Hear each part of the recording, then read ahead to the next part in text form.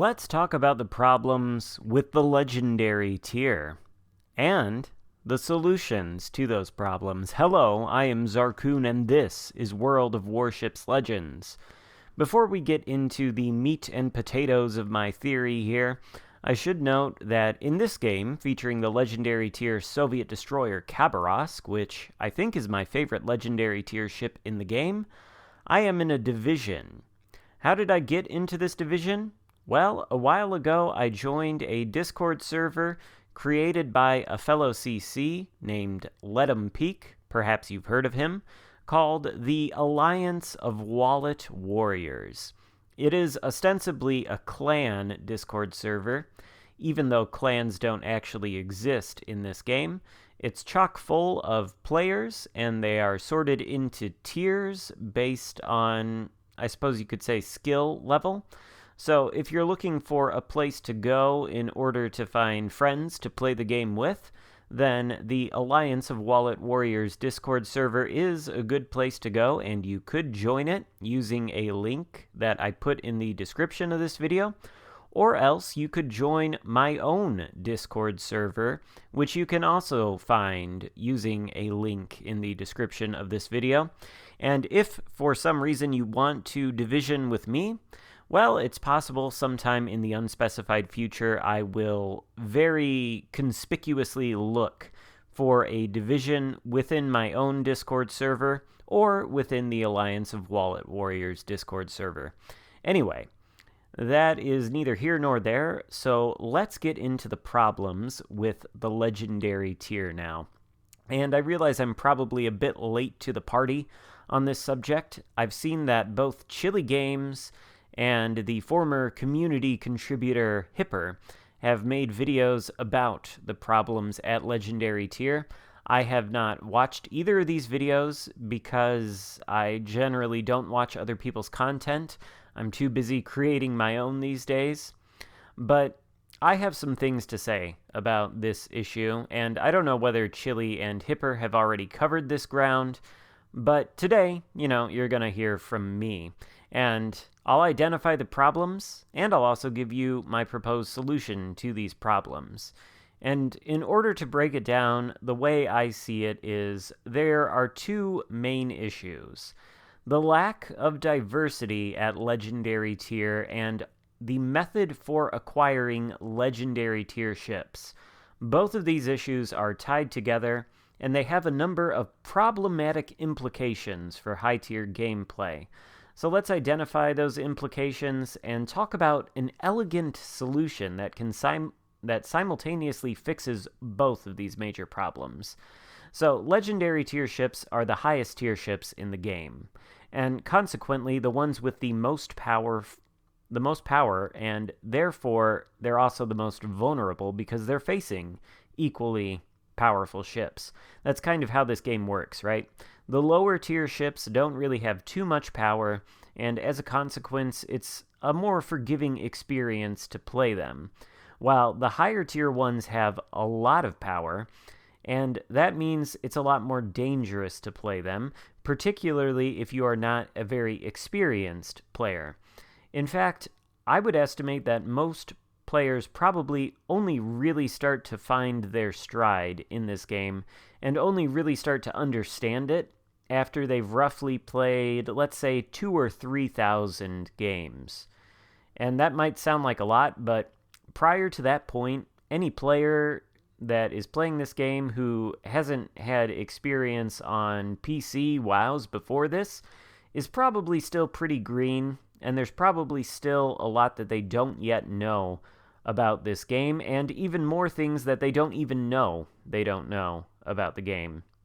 So what you have at the legendary tier right now is a tiny pool of ships relative to ship pools at every other tier in this game, and these are the most powerful ships in the game that you acquire not by playing all the lower tier ships preceding the legendary tier ships in a tech tree line, but instead by waiting out the time it takes for a bureau project to essentially automatically complete itself with zero input or effort on the part of the player, except the effort to log in daily and keep the research going. This system, I think, provides a kind of artificial scarcity at the legendary tier and simultaneously encourages players who want to play at legendary tier to select the most powerful ships to research first, and those ships tend to boil down to Yamato and Shimakaze. Now, I don't actually have any data to support this claim, but I strongly suspect that Yamato and Shima are the two most popular ships at the tier, and the two most widely played. But even if they're not, then the fact is that you mostly see battleships and destroyers at legendary tier, and very few cruisers. And of the cruisers you do see, most of them are super heavy cruisers that are ostensibly light battleships. So what you tend to get are games that are heavy on battleships and on destroyers, and light on cruisers. Basically, no middle ground. And that means playing legendary tier feels very much like playing tier 7 did roughly 2 years ago. Back then, games were basically composed entirely of battleships and destroyers, with very few cruisers in between, and this resulted in passive gameplay where battleships sat bow on to enemy battleships far away from any objectives, traded shots with other bow on battleships, and everybody was too afraid to push. The destroyers that were there basically wreaked havoc among the games, either suiciding into each other at the start or terrorizing battleships and absolutely petrifying them from, pushing with all the torpedoes they carried until the games ended and you moved on to the next one. I think back in the day, that kind of meta that I just described was a lot more pronounced, but certainly today you can see echoes of it in legendary tier games or tier 7/legendary tier games, and I think this kind of more passive gameplay is exactly what most players don't want. You could also argue that the high service cost for playing legendary tier ships is exorbitant, and therefore results in players feeling like they can't push, because if they do push, then they're going to lose their ship, lose a bunch of credits, and maybe they won't be able to come back to the legendary tier as quickly as they might want to. In short, the legendary tier can feel like a little bit of a mess, replete with passive gameplay and players making poor decisions due to the fact that it's difficult to play well or have fun when all you've really got are the most powerful battleships squaring off against the most powerful destroyers, with essentially no cruisers in the mix to zone out or otherwise counter the rest of these ships. So, how do we fix this mess? Well, here's my solution. Now, bear with me here. Ostensibly, legendary tier is tier 8, right? Let's make no bones about it. Let's not kid ourselves. Legendary tier in this game is tier 8. So I think, since this is the case, it makes no sense to untie the final tier 8 progression from the tech tree system. It makes no sense, for example, that a player can acquire the Yamato by simply waiting to unlock it, and that player never even needs to grind to the tier 7 battleship Amagi, much less touch any lower tier ship preceding it. So they can get the Yamato without even having to attempt to learn how to play any IJN battleship. If you want to play the Amagi, you've got to learn the Ishizuchi, the Kongo, the Fuso, and finally the Nagato before you can even play your first game in the Amagi. If you want to play the Yamato, all you've got to do is start the Bureau research project for the Yamato and then bide your time. This means that, theoretically, players with no high-tier ships can acquire and play the highest tier ship in the game without any real experience at all. And I suspect that many players at the legendary tier fit this description, and I've seen plenty of players on various internet forums asking how they should, for example, build the Shimakaze. And that's a really, really, really easy build to create if you know anything whatsoever about the IJN torpedo boat tech tree. But it's probably less obvious to anyone who hasn't gone from the Izokaze to the Kagero on that tech tree. And this means you can get players at legendary tier who really haven't earned their way into high tier games, playing the most powerful ships in the game, and because they haven't played any of the lower tier ships in that tech tree line, and so they don't really know what to do when they get to the legendary tier, and they don't know how to play the legendary tier ships. But that really isn't their fault. The game is built to let them do it and set them up for failure or mediocrity at the highest tiers by just allowing them to wait to get their hands on the most powerful ship in the game instead of grinding to it. So the solution here, I think, is simple. All they have to do is untie legendary ships from the Bureau system. Place them instead at the end of all the tech trees. So like the Yamato would follow the Amagi on the IJN battleship tech tree, Shima would follow Kagero, and so on. If Wargaming did this, then it would have two major benefits. First, it would make it essentially impossible for any player who doesn't have a Tier 7 ship to get a legendary Tier 1.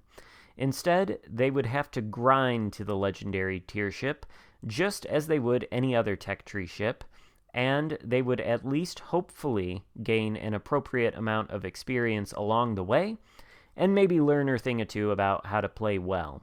Second, veteran players like me who already have almost every tech tree ship unlocked, researched, and purchased, would be able to almost instantly access any new legendary tier ship that debuted because they already have the Tier 7 ship that precedes it. This means most veteran players would be rewarded for their time and dedication by essentially gaining instant access to most legendary tier ships upon debut, and newer players would get yet another reason to start grinding a particular tech tree line that ended with a legendary tier ship. At the same time, if they were to do this, they could also release the legendary tier ships in batches. They could, for example, release a batch of American ships and British ships in the same patch. So, for example, Conqueror, Minotaur, Goliath, Daring, and Montana, Des Moines, Worcester, and Gearing, all at the same time. And then you would have two totally complete tech trees in that scenario, the Americans and the British. And then the players who completed the American and British tech trees would have instant access to those legendary tier ships, and then instantly you'd have a proliferation of destroyers, battleships, and light and heavy cruisers in the legendary tier at the same time, drastically increasing the variety and diversity of ships, and consequently increasing counters to ships, and making games as a result more dynamic, more interesting to play. This scheme essentially solves the lack of diversity problem and the problem of it taking so very long for veteran players to unlock legendary tier ships. It would also almost certainly result, like I said, in more varied and interesting legendary tier games almost instantly, and it would more fairly tie the legendary tier ships into the tech tree system. I think if Wargaming were to implement this as a solution, you would very quickly see legendary tier games become a lot better, because for the most part, the people who would have the legendary tier ships would be the more experienced players in the game who have completed some tech tree line somewhere. And then the Bureau could, of course, still be used as well. Wargaming could use it to gate rarer premium ships like Oklahoma or California behind these research projects. They could have time-gated projects for special ships like this, or they could do more projects like the legendary birthday projects that give you a bunch of in-game goodies.